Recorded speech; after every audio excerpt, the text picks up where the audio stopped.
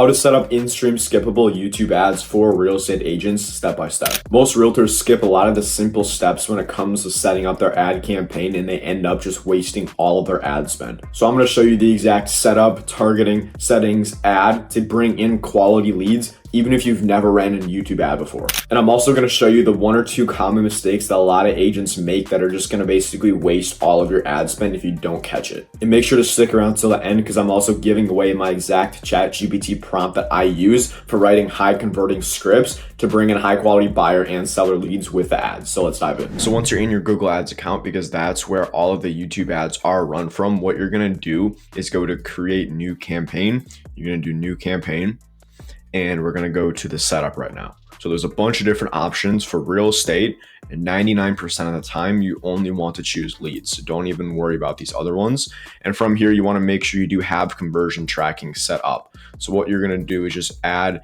in your goals here. You'll need to set these up beforehand. I do have a video on this. It's super simple. I don't want to go into it here because I just want to make it as quick as possible. Once you have those, you click continue, and you're going to select a campaign type. So you're basically going to do video.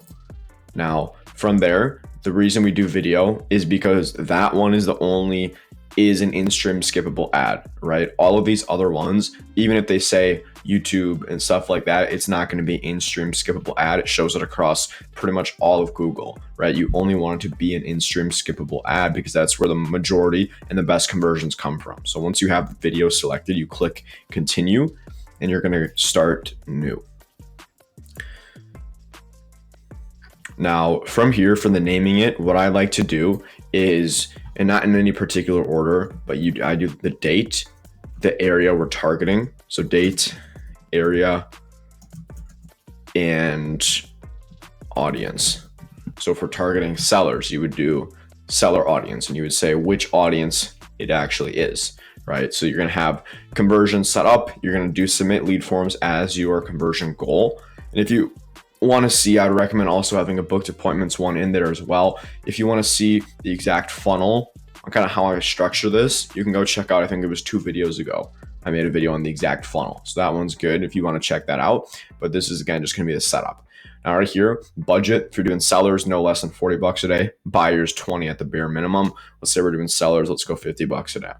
Now you're always going to start it the next day. So if today's the 10th, you're going to start it tomorrow, the 11th. You're not going to do an end date.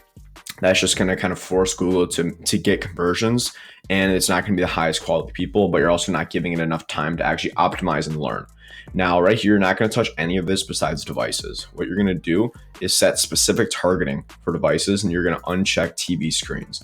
Now, the reason we do this is because the whole point of a lead ad is to get someone to put in their information. And you got to think, if someone sees your ad on their TV, are they really going to click their remote and then go fill in their name, their number, answer questions about their home, enter their address on their TV remote? Most likely not. And that's why if you do have TV screen selected, that's one of the biggest mistakes I see agents making with YouTube ads without them even knowing it. And they end up just wasting thousands of dollars without knowing what's going wrong. It's because you have TV screens selected. Now, what you're going to do now is go to add group 1. So that's the campaign level. Now this is the ad group level. This is always where I just like to do the audience, because this is basically the entire point of this one is the audience who we're targeting. So what you're going to do is you're going to enter another location. This is going to be where you're actually geographically targeting. So for this example, let's say we're in San Francisco. So basically what you do is you click include, and you can go do any other zip codes, anything like that you want. You can get pretty specific, but just put in your areas. I'm not going to go crazy specific because this is just an example one, but you want to make sure you have your areas. And I recommend at least a reach of at least 100,000 people. That's the minimum you should go for. Always the bigger, the better. From what I've seen, you're going to get a lot more conversions the higher the reach. So keep that in mind. Now, languages, you're just going to do your whatever languages you speak. For me, just English, unfortunately. You're going to go now right here under channels. This is a big one. This is something they added within the new interface. Right here, you have different options. You're going to do let me choose, and you're only going to do a YouTube in-stream ad, right? The whole point of this video is setting up a YouTube in-stream ad. So why would we want it to be in YouTube in-feed, YouTube Shorts? But you need to uncheck that stuff. And then Google doesn't make it easy to do that, right? You need to understand how you do this. And it's going to tell you running ads on more than one channel typically improves campaign performance. I'll tell you right now, it doesn't. After testing all of this, after spending tens of thousands of dollars every single month on this, they try to get you to do stuff to test out their new placements and stuff like that. But I'm telling you right now, it does not work. So whenever they say something like this, it's usually a good sign, because you know that you're probably doing something right if Google thinks you're doing it wrong. And that's just like when Google tries to reach out to you about your Google Ads account, they just want to get you to spend money and basically just give them money. So I'll just be very wary of that. Now, right here, this is where we're actually doing the audience. So unlike Facebook, Instagram, you're actually able to geo-target people specifically based on what they're actually searching for. So what I like to do is under interest and detailed demographics, if we're going after sellers, just do homeowners. So someone who owns a home. I have to scroll down a bit. Homeowners, and someone who is purchasing a home soon. So we know this person's they own a home and they're looking to purchase soon. And that's also nice because you're going to get a 2-in-1 deal a lot of the times, whether they're looking to upsize or downsize, for example, right? So they own a home and they're looking to buy one soon. You're going to save that once you have the audience. I'm just going to name it whatever you want. You're going to save it. And then right here, you're going to turn optimized targeting off. It basically helps you get more conversions within your budget.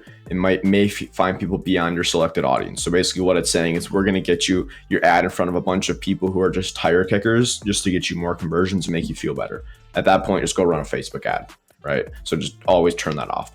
Now you're going to go to ad one. That was the ad group level. The ad group is basically the audience and who we're in the areas we're targeting. So you're going to go to the ad level. This is where you're going to segment your different ads. You're going to set up your ad itself. So you're going to do a video ad. It's already selected. You're going to name the ad whatever. I would just recommend naming it the hook, because one thing I always harp on is you need to be testing different ads when you're running YouTube ads. Now, what you're going to do now is you're going to put in your landing page in there. This one as an example. Hey, if you do want to go book a call, go check this out and feel free to book a time with me to chat. Have me set this up for you. But basically, you're going to go put this right in here, your landing page right there, and then you're going to do your video. Now I'm just going to go to my channel, grab video, my most recent one right here. Another solid video, by the way. Feel free to check it out. Now you're going to go paste this in here. And what you're going to do then is you're going to click choose where your videos show. And yeah, I wouldn't recommend running a 26-minute ad. I would recommend usually no more than 3 minutes is kind of the max I go. Even 3 minutes still does work really well, but you need to have a compelling message. And if you do want to see like exactly what types of ads to run, what type of ads work, I actually have this document with a full ChatGPT prompt, basically on writing the ad, giving you variations to test, and kind of breaking it up exactly how I did it. And I wrote this ad myself based on the scripts I use, what I found works for the agents I do work with. So this is, if you guys want this, just comment prompt down below and I'll just send you this doc over, right? So this is pretty valuable, but you need to make sure you have a solid script in place. And this is the whole purpose of that. So if you want to, just feel free to comment. But basically, you're going to do prefer on right here, and you're going to unselect both of these except in stream. You're only going to keep in stream on. Now from there, you're just going to add your logo. Obviously, have a better looking one than that. It gets cut off, but you're going to add your logo in there. You're going to turn these off.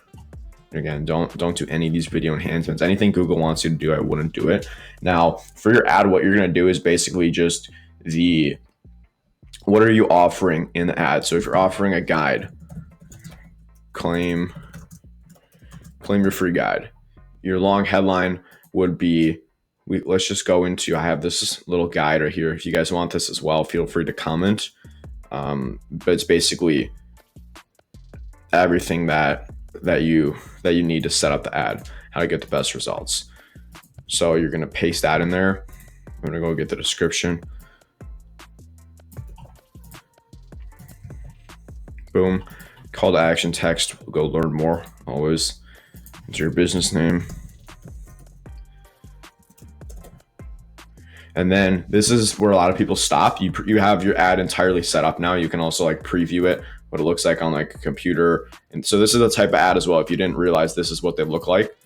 So you can kind of preview what it specifically looks like, but that's going to be like what it looks like on computer. And most of the traffic does come in from mobile. So this is like what it would look like on mobile. And then TV, we're not doing it on TV, but this is what you're going to do. You're going to go to URL and other options. This is basically setting up tracking. So you're able to, when you're running multiple ads, it's a lot of times Google is going to get your conversions wrong. It's going to tell you this ad got a new lead, when in reality, not a lead came in, or it came in from a different ad. So a lot of times people are tricked into spending money on ads that aren't doing well, that aren't performing, because they're under the false impression, because Google tells them that they are doing well, even though they aren't. So what you're going to do is right here under tracking template, you're going to go right here. You're going to get this code that I have in here. It's UTM tracking. Where is it?